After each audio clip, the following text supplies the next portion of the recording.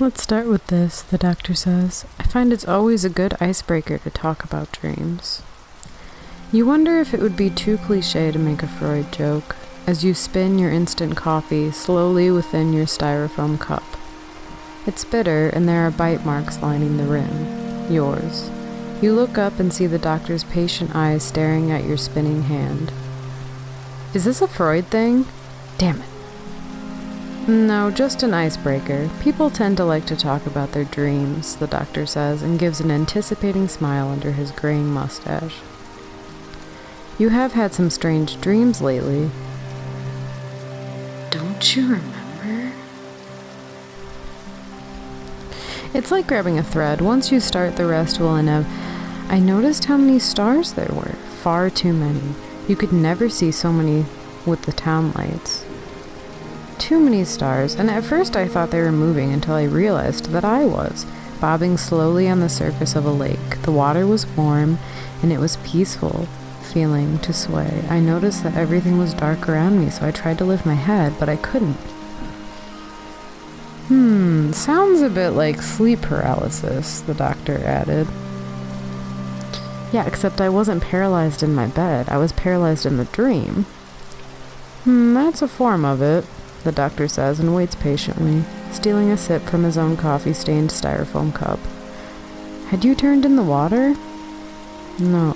Then how had you seen the rooftops? Something from beneath slid across my back as I drifted. It kept sliding its body past me for a really long time, almost comically. Nothing could be that big. Whatever it was, it turned me in the water, and I realized that everything was dark except where I looked. Like I had these huge halogens coming out of my eyes.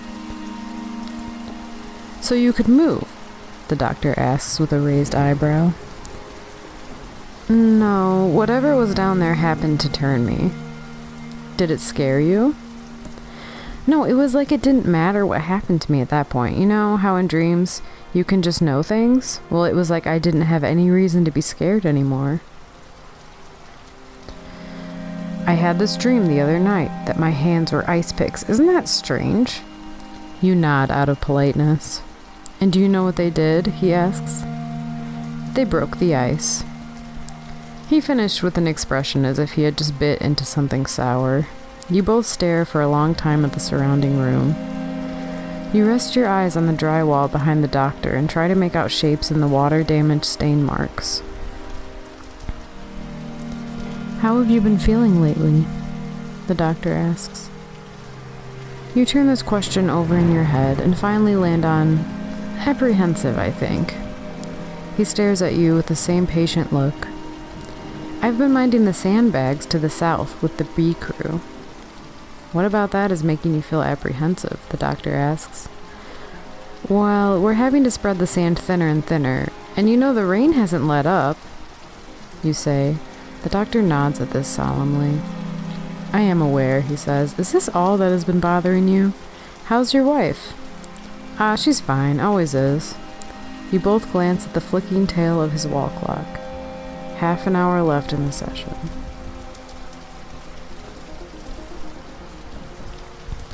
As you breach the swinging door out of his building, you immediately notice the rain has gotten harder since you arrived. Flipping your hood up, you step into the dirt road back toward your house. As you make your way, you hopscotch between puddles and small flowing streams trickling under the powerful rainfall. You steal a look at the sky. It's an exercise in grays and reds. You honestly can't recall a time when it wasn't, although you know it wasn't too long ago. You feel the moisture penetrating into your socks and sloshing around in the sole of your boot. Do the gods feel guilt for their tears? If they do, does it just make them cry harder? As you approach your street, you see the neighbor kid trying with all his 13 years to unstick a wheelbarrow from a deep trench of water. Joseph, you hail him, and with a nod you grab onto one arm of the wheelbarrow. You both free it from the trench, and he nods gratefully to you. People don't tend to talk much in the middle of the deluge. People just don't talk much anymore at all. He scampers off down the road, weaving his front wheel along the lines of the road that are not submerged. When you reach your house, you step slowly on the path of raised cobblestones, as they are the only part of the lawn visible from under the water. Jacket off, overalls off, with each layer draped under the overhang of your porch, you become lighter. You pour out the water from one boot and then the other and carry them inside.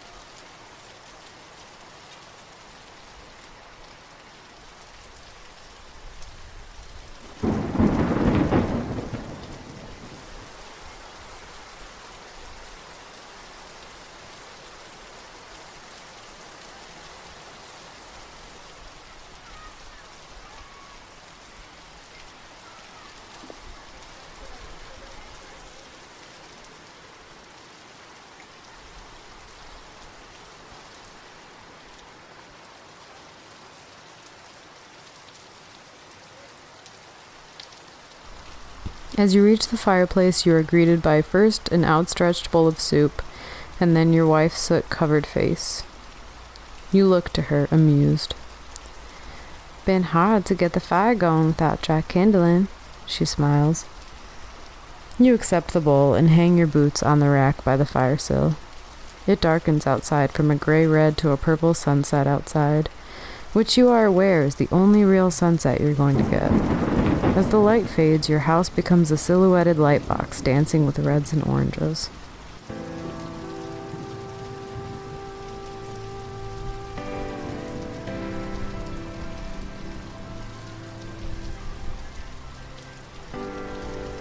You're not going to, your wife begins.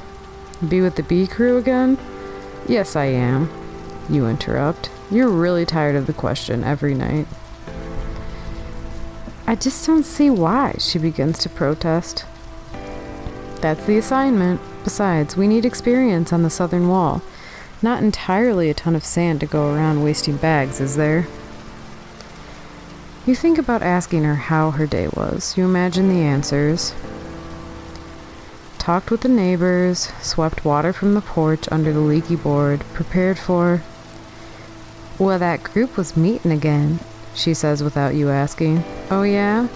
You wait for her to respond. You inhale a sharp hit of fireplace smoke. The air burns your lungs as you turn your head from the fire. All in a circle again, faces turned up into the rain. Looks like they have a few more members this time, she says with a smirk. You have made jokes at this group together in the past, and you smirk as well. A lot like chickens do, huh? You add with a laugh.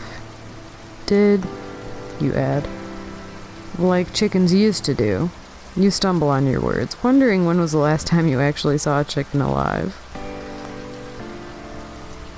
Nonsense, she adds. They just trying to get out of wall duty by looking insane. You both laugh at this. You glance out the window. Cottages and old shipping containers turned into dwellings line the road. It seems to wriggle and squirm with the changing ripples. A flash of lightning immortalizes a moment in still frame. The after image in your head is all blues and grays. The red windows shine on for miles. They are silhouetted against the dark backdrop that you know to be the concrete dam to the east, and behind that is the one razor-sharp electric blue of the lightning strike. A loud boom shakes utensils off of your shelf and loosens some moisture from your rafters. It hits you in the face, and it feels a lot like the rest of your day. Wet.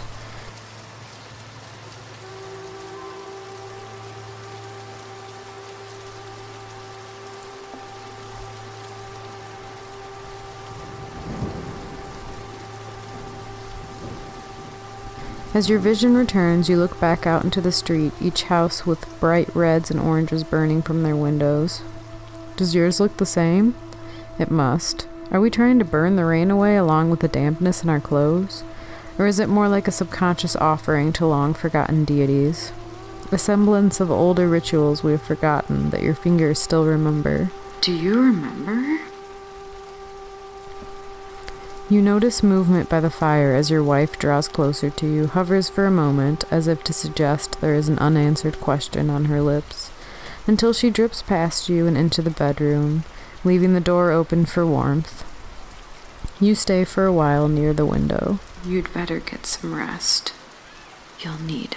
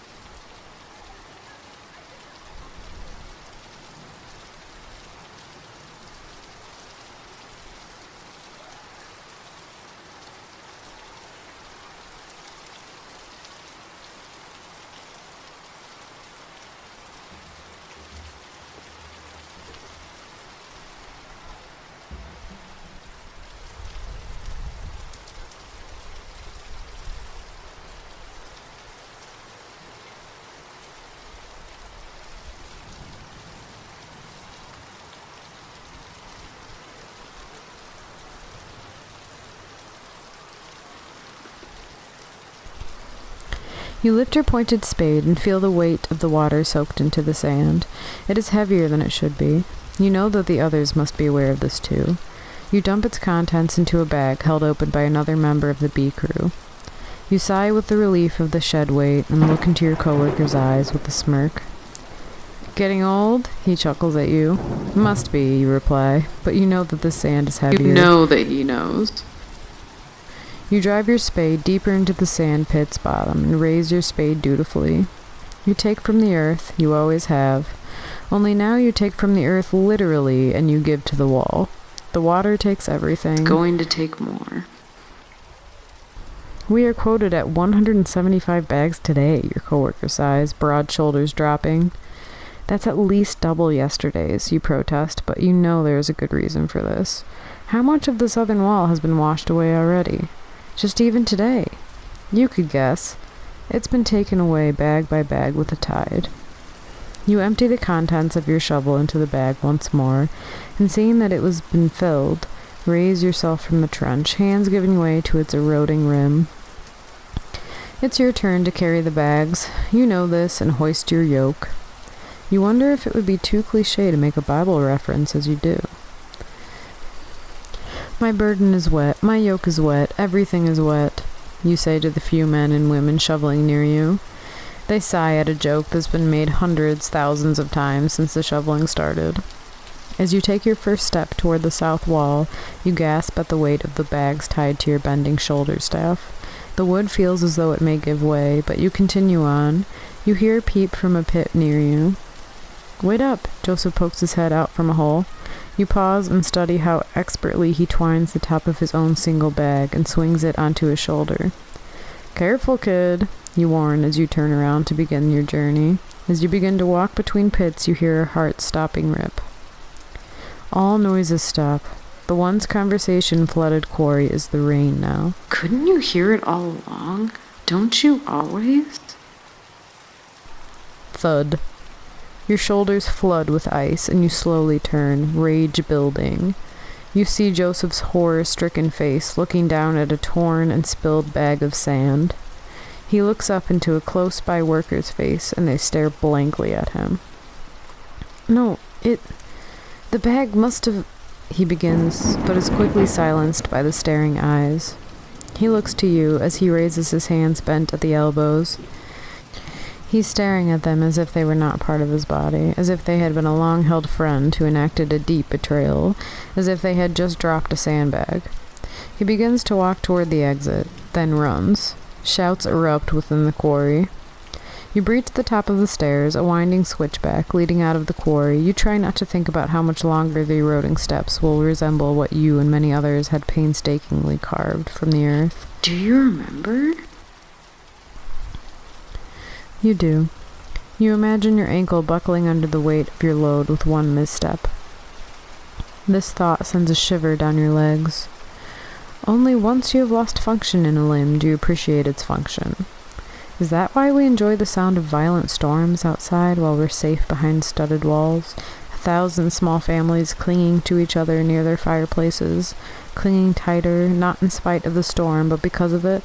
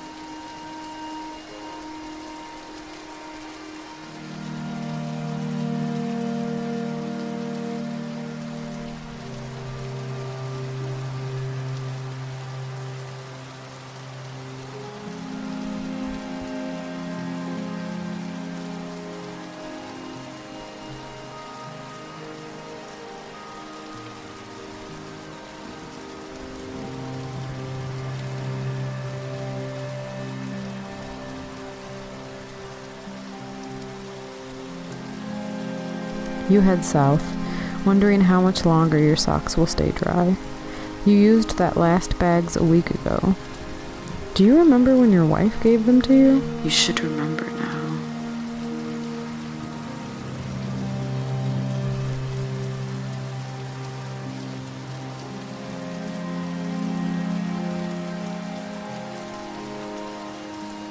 Here, your wife says to you apologetically and holds out 2 grocery bags.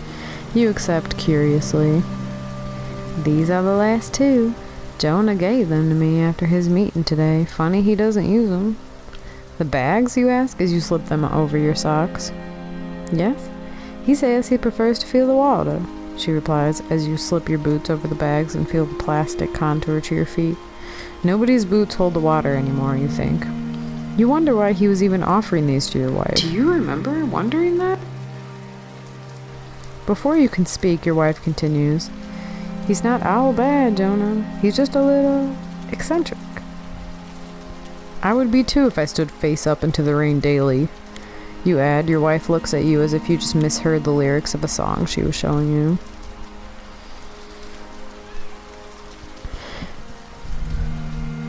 You look down at your worn boots and feel your cold toes spread out under your added weight with each step. You pass into the main drag of the town. As you slowly round the corner, the main street is revealed to you. You imagine how many people must be behind those doors. So many people, to not see anybody. You think there is a word for that, some German word probably. It's Knapsia? You don't remember. Why don't you remember? You imagine the streets of your hometown in your youth. You would run and play and jump and swing, and would put on your dry sneakers and slip on your dry clothes. When you ran out into the street, the sky would be blue, and as you ran from your porch, you would remain dry. You didn't pray for grocery bags. You catch a figure in the distance, a few houses up. You strain your neck under the weight of your load and cannot make them out any easier. You look back down to your feet to ease the tension in your neck. Hello, you hear the voice of the doctor call out. I'll be seeing you, won't I? As long as you have warm coffee, you respond. You hate saying things like this, but you know people like it. You feel the tension as you can only guess he is thinking of a bad joke. The grounds will be brewing as we grind out our dreams, he yells. You can't see his face, but you can tell the words were spoken between a growing smile. You reach the end of the stretch and look up to see the southern wall. A heap of gray burlap piled 50 feet high lays a 10-minute walk ahead of you. You see the runner before you unburdening himself of his yoke. You turn around and glance down to the beginning of the drag and see the runner behind you rounding the corner to walk the street you just had. Is the doctor going to recycle the same joke for this one? Had he used it before on the runner ahead of you? You reach the southern wall amid shouts. You can't make out the exact words over the torrent. You see a grim-faced boy yelling and gesturing for you to add your bags to the pile. You unloose your sandbags onto a pile under a crudely erected tarpaulin lean-to. It stands as if to remind you that you once tried to keep them dry. Water is running out of the bags. When you toss your bags into the pile, they release their watery contents like a dish sponge being squeezed under a warm faucet. You see that the southern wall workers are desperately piling bags at the top. You grab a dry enough looking bag and heave it onto your shoulders. You grasp at the bag and sand and climb your way to the top of the wall. You add your bag to the rim. When you glance out, you cannot distinguish between ocean's end and sky. You look down at the base of the pile and see a sandbag being ripped from the pile and carried out. As you gaze, you witness 2 more unearthed from the great stack. You take from the earth and give to the wall, but the water eventually takes everything.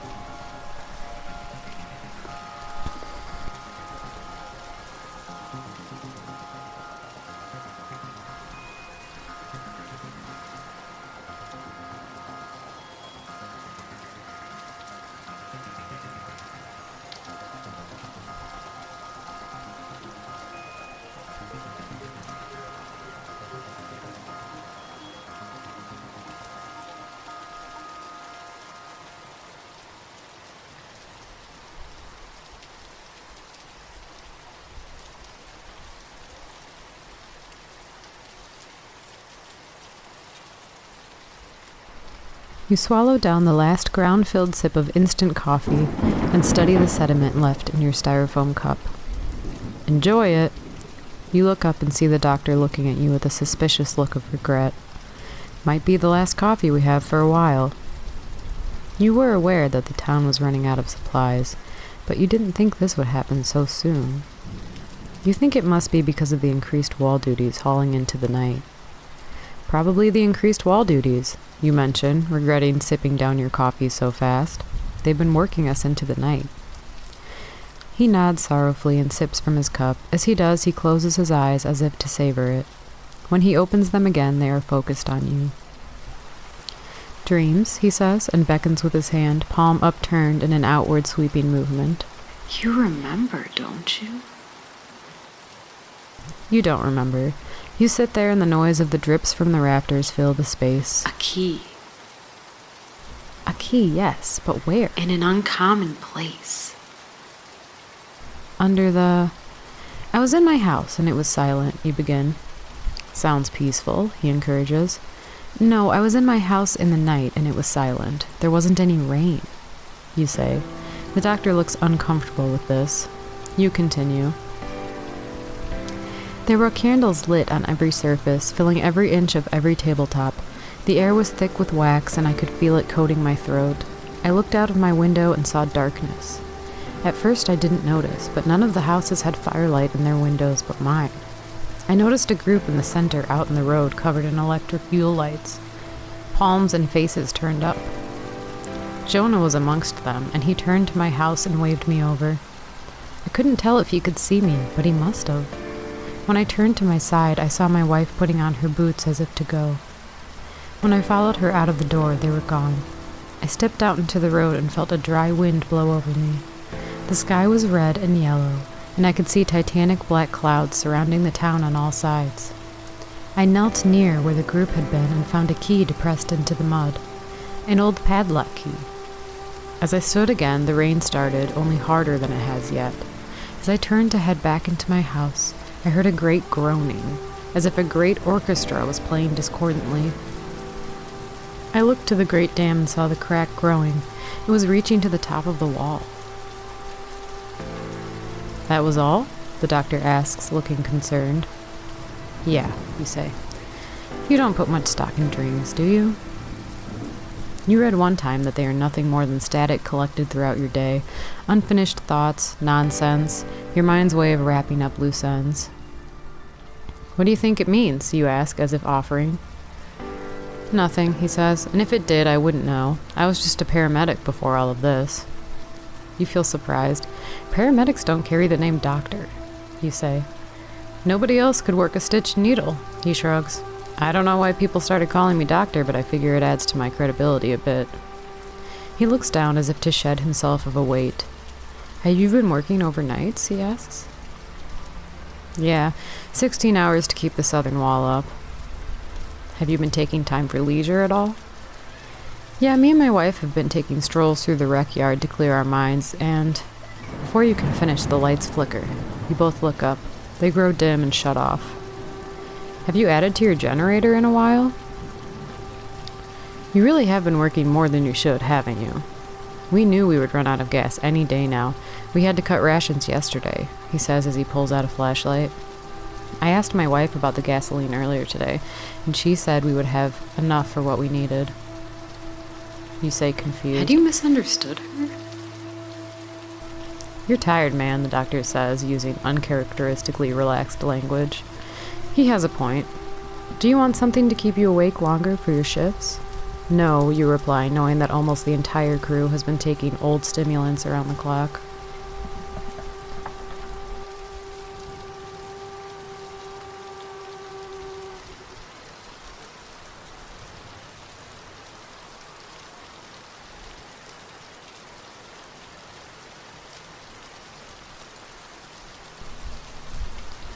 You step into your house and notice a few candles lit.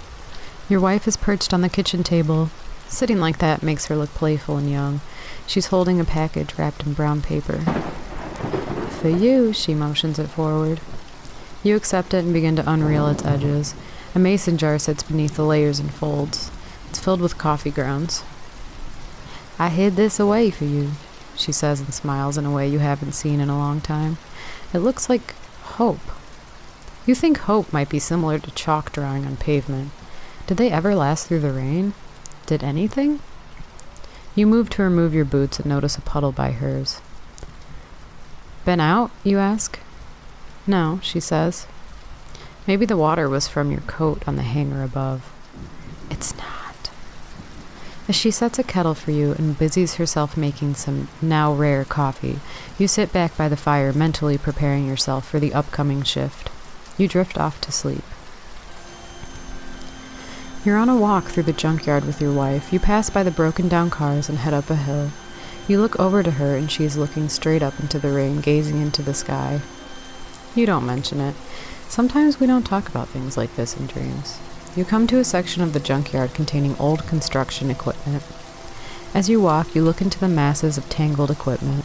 You see something bright reflect what natural light there is up at you from under an old tarpaulin sheet. You don't check, but you know it's a headlight. An old halogen, the kind on a swivel that used to go on old single-engine fishing boats. All the boats aren't waterworthy. They were all tried long ago by the bravest among you. There aren't any brave among you anymore. As you get closer, you notice your way is blocked by a wooden closet door. It's the door to the upstairs closet in your house that you had and your wife could never unlock, chained and padlocked. The former residents must have had secrets, but they aren't your secrets. Check your pocket.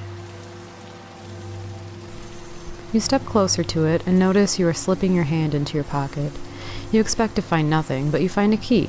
You try it into the padlock. Of course it works. This is a dream. As the door opens, your vision is flooded by the bright headlight of the boat. You turn your head away from the light and see a multitude of people floating over the cars, as if carried by old Hollywood flight cables. They shift and sway simultaneously like a flock of birds. You awaken sharply to your wife's outstretched hands holding a steaming mug. You accept and notice she has lit more candles as your eyes adjust. I've been joining the group. As you get your bearings, you realize it feels later than it should. What time is it, you ask? Half hour past sunset. Anyway, it's been nice to see people. You jump up and try to swig down your coffee. It burns your throat as it goes down. I'm late, sorry, you say as you rise from the chair. You throw on your still wet boots and coat. You leap from the porch in a sprint and past a small group gathering in the road around a generator. You make your way to the quarry. You carefully make your way down the steps and almost lose your footing on the fading stairs. You grab a shovel and ignore the angry faces of wet coworkers. You look up into the eyes of your work partner and offer a shovel full of dirt into his bag. Your back strains against the weight. You all ignore that the sand is a soupy texture. Who could carry this? Who could carry any of this? As you shove your shovel into the dirt once more, you notice your partner stiffen up. You look up and see that everyone is standing rigid. Why? Listen. You don't hear anything. You don't hear anything? The rain. There isn't any rain. You feel a shiver down your spine. You all slowly mount the fading steps. As you join the others on the rim of the quarry, you feel a moment of primal terror. The sky is clear overhead. Massive storm clouds stand on the outer edges of the city, dancing with lightning. The crowd begins to disperse out of the quarry and gaze up, arms outstretched. Do the gods feel guilt for their tears? You begin to step toward your path home. Or does the guilt just make them cry harder? As you make your way through the crowd, you hear your partner say to you through the bustle, "Let's take the lesser path back. This path will be too muddied by so many boots." You nod in agreement and follow him toward the junkyard. As you walk, you're struck by how loud your footfall is into the mud. Your partner looks excited. "I'm going to take my boy out and show him how it feels to toss a ball without getting drenched." You smile at this, a memory before the rain. The dry summer air, baseball diamonds with dry sand smoothed out in preparation for a game. You make your way through the broken down cars and see a heap covered in tarpaulin. A lightning strike hits the sky and you hear a sharp crack. You both look at each other as rain begins to fall. Hope is a lot like chalk drawings on pavement. "Go ahead," you tell him. "Looks like we need to get back to work. I need some time." You need to know. As he turns his broad and now dropped shoulders, you feel a tear well under your eye. In moments like this, people don't talk much. He turns back and nods as he heads back. People just don't talk much anymore at all. You walk up to the tarpaulin with anger welling in your chest. You grab the dampened tarpaulin and pull it back. You touch the halogen light and fiberglass bow. Boats are only for the brave among you, and you're not so brave. The rain begins to come down harder. A boat does no good without gasoline. You think about the irony and timing. You don't think dreams matter. They're just static, unfinished thoughts. You hear a deep drone begin to find its way into perceptible pitches. It sounds like 1,000 rosined bows sliding over strings. Do you remember? You do. Do you want to run? You find your legs moving before you tell them to. You begin back toward town in an all-out sprint. You slip on mud and metal and find your legs again, moving beneath you frantically. A crowd is gathered near Jonah in the center of town, his naturally lanky body pitching back and forth with words you can't make out. Can you see their faces? We have known this would come, Jonah belts, trying on a prophetic tone deeper than his natural voice. We have prepared and prayed to the new God. You stand on the outer ring of people, and he eyes you. Ah, many have found refuge in the rain. The forgotten of us have been remembered, while some add to the wall. They realize they have lost their vows within the sand. The rain recognizes no vows. I recognize no vow. The crowd begins to teeter. You step closer and smash a Yule bulb before you notice it. You look down to inspect the string of lights and see your wife crawling between legs. She's looking for something frantically. Do you remember? You call to her and find your way pushing past rigid shoulders. Let the water come, shouts Jonah. You hear the crowd mutter back, and drown us all. You grab your wife's shoulder and jerk her upright. The dam, you shout. It's gonna give. She looks at you excitedly. A smirk grows on her face. I know, she giggles and tears away from you to begin searching along the ground again. You grab her again. She looks up at you. I just need to find it. We need to find the gen... She begins. Come on, you shout as you raise her to her feet. Her knees give way again and she leans against you, giggling the words out. We need the Yule lights to work when the water... You jerk her up on her shoulder harder and she shrieks. The crowd falls silent. You hear the rain.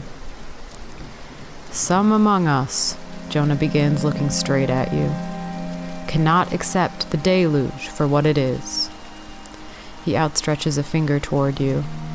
Let the water come, he shouts. The crowd begins to shove you back and forth. And drown us all, they mutter as you're thrown to the ground. Your hands catch you, and you open your eyes. You see something pressed into the dirt in front of your face. Do you remember? You do. You grab the key and shove it into your pocket. You're being shoved repeatedly by the crowd, but you fight your way through.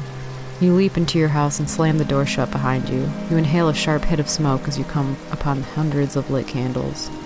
You mount your stairs. They creak a lot like the joints of an old man before a storm. You reach the closet and put the key into the padlock. You hear a creak behind you and see your drenched wife standing in the doorway, covered in mud. You found it, she croaks with excitement. As she talks, you turn the key. The dam will break, you begin.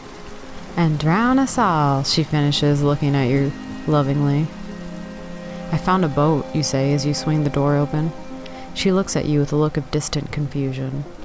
Behind the door are stacks of mason jars filled with coffee, a few dozen dinner table candles, and below that 6 cans of gasoline. Come on, you shout as you hand her 2 cans. No, she says vacantly to you.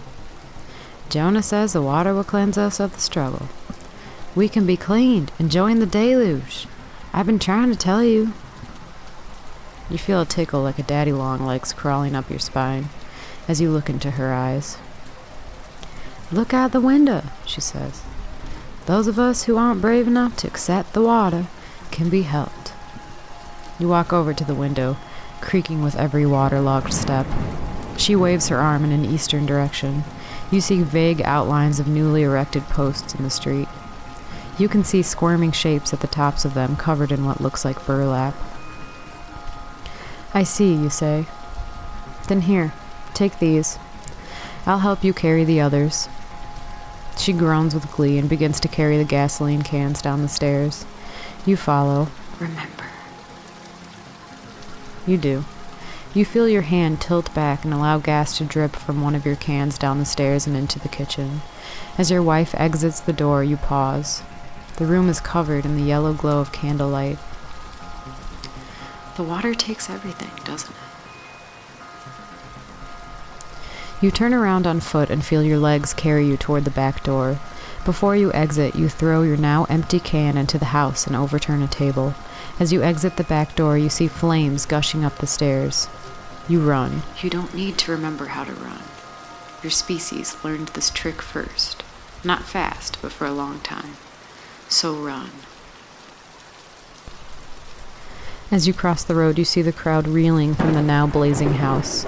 The tremolo of the unseen orchestra raises to a volume louder than the rain, and you pause. Everybody pauses.